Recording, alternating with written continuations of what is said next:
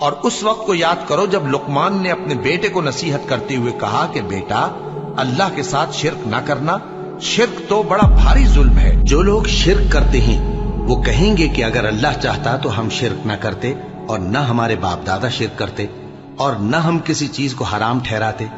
اسی طرح ان لوگوں نے تکذیب کی تھی جو ان سے پہلے تھے، یہاں تک کہ ہمارے عذاب کا مزہ چکھ کر رہے۔ کہہ دو کیا تمہارے پاس کوئی سند ہے؟ اگر ہے تو اسے ہمارے سامنے لاؤ۔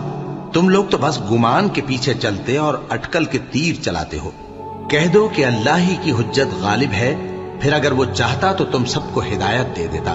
کہو کہ اپنے گواہوں کو لاؤ جو بتائیں کہ اللہ نے یہ چیزیں حرام کی ہیں، پھر اگر وہ آ کر گواہی دیں تو تم ان کے ساتھ گواہی نہ دینا، اور نہ ان کی خواہشوں کی پیروی کرنا جو ہماری آیتوں کو جھٹلاتے ہیں اور جو آخرت پر ایمان نہیں لاتے، اور بتوں کو اپنے پروردگار کے برابر ٹھہراتے ہیں۔ اے اہل ایمان، تمہارے مال و جان میں تمہاری آزمائش ضرور کی جائے گی، اور تم اہل کتاب سے اور ان لوگوں سے جو مشرک ہیں بہت سی ایذا کی باتیں سنو گے، تو اگر صبر اور پرہیزگاری کرتے رہو گے تو یہ بڑی ہمت کے کام ہے۔ کہو بھلا تم کو جنگلوں اور دریاؤں کے اندھیروں سے کون نکال لاتا ہے، جبکہ تم اسے عاجزی سے اور چپ کے پکارتے ہو اور کہتے ہو اگر اللہ ہم کو اس تنگی سے نجات بخشے تو ہم اس کے بہت شکر گزار ہوں۔ کہو کہ اللہ ہی تم کو اس تنگی سے اور ہر سختی سے نجات بخشتا ہے، پھر بھی تم اس کے ساتھ شرک کرتے ہو۔ کہہ دو کہ وہ اس پر بھی قدرت رکھتا ہے کہ تم پر اوپر کی طرف سے یا تمہارے پاؤں کے نیچے سے عذاب بھیجے، یا تمہیں فرقہ فرقہ کر دے اور ایک کو دوسرے سے بھڑا کر آپس کی لڑائی کا مزہ چکھا دے۔ دیکھو ہم اپنی آیتوں کو کس کس طرح بیان کرتے ہیں تاکہ یہ لوگ سمجھیں، اور اس قرآن کو تمہاری قوم نے جھٹلایا حالانکہ یہ سراسر حق ہے۔ جو لوگ ایمان لائے اور انہوں نے اپنے ایمان کو شرک کے ظلم سے ملوث نہیں کیا، ان کے لیے امن و بے خوفی ہے، اور وہی ہدایت پانے والے ہیں۔ اور یہ ہماری دلیل تھی جو ہم نے ابراہیم کو ان کی قوم کے مقابلے میں عطا کی تھی۔ ہم جس کے چاہتے ہیں درجے بلند کر دیتے ہیں، بے شک تمہارا پروردگار دانا ہے، خبردار ہے۔ یہ اللہ کی ہدایت ہے، اس پر اپنے بندوں میں سے جسے چاہے چلائے، اور اگر وہ لوگ شرک کرتے تو جو اعمال وہ کرتے تھے سب ضائع ہو جاتے۔ اور جن لوگوں کو یہ مشرک اللہ کے سوا پکارتے ہیں ان کو برا نہ کہنا کہ یہ بھی کہیں اللہ کو بے ادبی سے بے سمجھے برا نہ کہہ بیٹھیں۔ اس طرح ہم نے ہر ایک امت کے اعمال ان کی نظروں میں اچھے کر دکھائے ہیں، پھر ان کو اپنے پروردگار کی طرف لوٹ کر جانا ہے، تب وہ ان کو بتائے گا کہ وہ کیا کیا کیا کرتے تھے۔ اور یہ لوگ اللہ کی سخت سخت قسمیں کھاتے ہیں کہ اگر ان کے پاس کوئی نشانی آئے تو اس پر ضرور ایمان لے آئیں گے۔ کہہ دو کہ نشانیاں تو سب اللہ ہی کے پاس ہیں، اور مومنوں تمہیں کیا معلوم ہے، یہ تو ایسے بدبخت ہیں کہ ان کے پاس نشانیاں آ بھی جائیں تب بھی ایمان نہ لائیں، اور ہم ان کے دلوں اور آنکھوں کو الٹ دیں گے، تو جیسے یہ اس قرآن پر پہلی دفعہ ایمان نہیں لائے ویسے پھر نہ لائیں گے، اور ہم ان کو چھوڑ دیں گے کہ اپنی سرکشی میں بہکتے رہیں۔ اور اگر ہم ان پر فرشتے بھی اتار دیتے اور مردے بھی ان سے گفتگو کرنے لگتے اور ہم سب چیزوں کو ان کے سامنے لاموجود بھی کر دیتے تو بھی یہ ایمان لانے والے نہ تھے، مگر یہ کہ اللہ چاہے۔ بات یہ ہے کہ یہ اکثر نادان ہیں۔ اللہ اس گناہ کو نہیں بخشے گا کہ کسی کو اس کا شریک بنایا جائے، اور اس کے سوا اور گناہ جس کو چاہے معاف کر دے، اور جس نے اللہ کا شریک مقرر کیا اس نے بڑا بہتان باندھا۔ کیا تم نے ان لوگوں کو نہیں دیکھا جو اپنے آپ کو پاکیزہ کہتے ہیں؟ نہیں، بلکہ اللہ ہی جس کو چاہتا ہے پاکیزہ کرتا ہے، اور ان پر دھاگے برابر بھی ظلم نہیں ہوگا۔ دیکھو یہ اللہ پر کیسا جھوٹ طوفان باندھتے ہیں، اور یہی کھلا گناہ کافی ہے۔ اور مشرک کہتے ہیں کہ اگر اللہ چاہتا تو نہ ہم ہی اس کے سوا کسی چیز کو پوجتے اور نہ ہمارے بڑے ہی پوجتے، اور نہ اس کے فرمان کے بغیر ہم کسی چیز کو حرام ٹھہراتے۔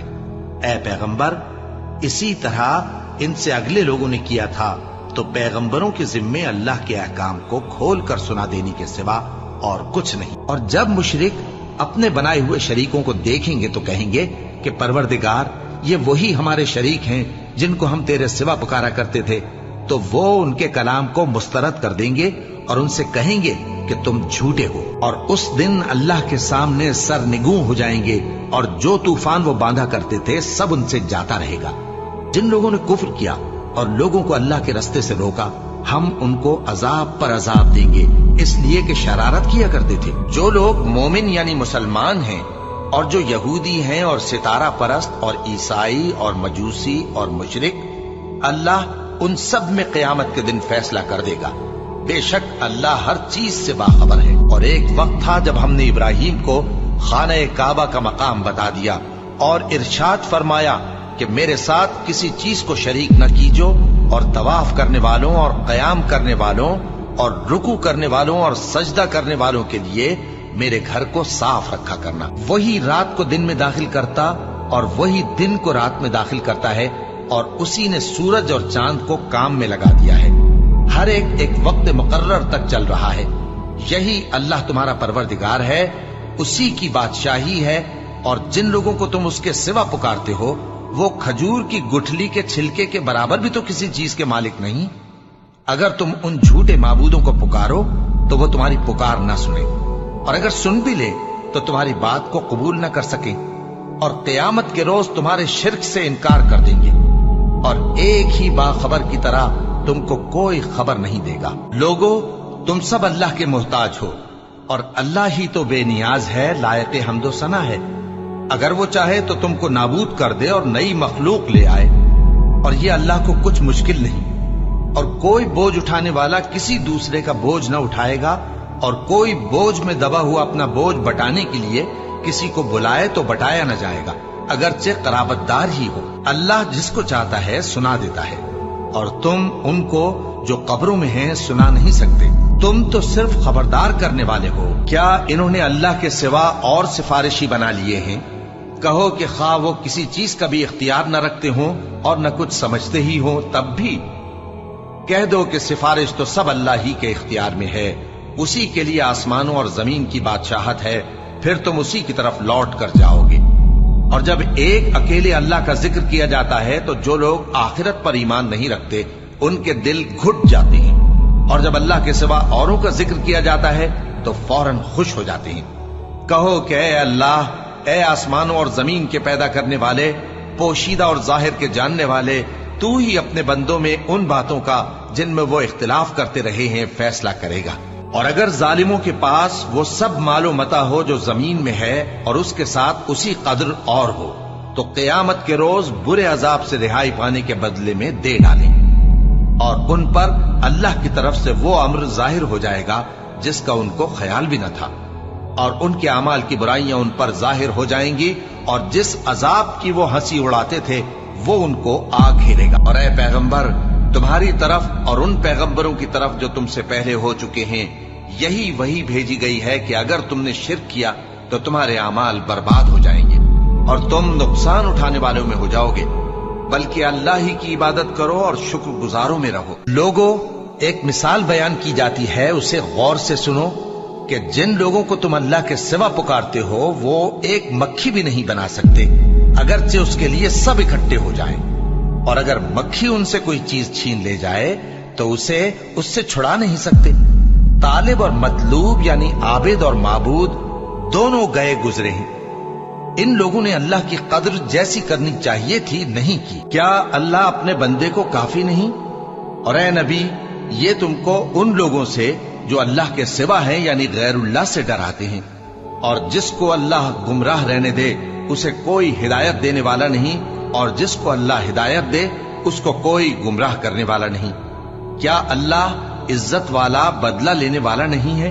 اور اگر تم ان سے پوچھو کہ آسمانوں اور زمین کو کس نے پیدا کیا تو کہہ دیں گے کہ اللہ نے۔ کہو کہ بھلا دیکھو تو جن کو تم اللہ کے سوا پکارتے ہو، اگر اللہ مجھ کو کوئی تکلیف پہنچانی چاہے تو کیا وہ اس تکلیف کو دور کر سکتی ہیں؟ یا اگر وہ مجھ پر مہربانی کرنا چاہے تو کیا وہ اس کی مہربانی کو روک سکتے ہیں؟ کہہ دو کہ مجھے اللہ ہی کافی ہے، بھروسہ رکھنے والے اسی پر بھروسہ رکھتے ہیں۔ اور یہود کہتے ہیں کہ عزیر اللہ کے بیٹے ہیں، اور عیسائی کہتے ہیں کہ مسیح اللہ کے بیٹے ہیں۔ یہ ان کے منہ کی باتیں ہیں، پہلے کافر بھی اسی طرح کی باتیں کہا کرتے تھے، یہ بھی انہی کی ریس کرنے لگے ہیں۔ اللہ ان کو ہلاک کرے، یہ کہاں بہہ کے پھرتے ہیں؟ انہوں نے اپنے علماء اور مشائخ اور مسیح ابن مریم کو اللہ کے سوا معبود بنا لیا، हालांकि इनको ये हुक्म दिया गया था कि माबूद वाहिद के सिवा किसी की इबादत न करें, उसके सिवा कोई माबूद नहीं, और वो इन लोगों के शरीक मुकर्रर करने से पाक है। ये चाहते हैं कि अल्लाह के नूर को अपने मुंह से फूंक मारकर बुझा दें, और अल्लाह अपने नूर को पूरा किए बगैर रहने का नहीं, अगरचे काफिरों को बुरा ही लगे।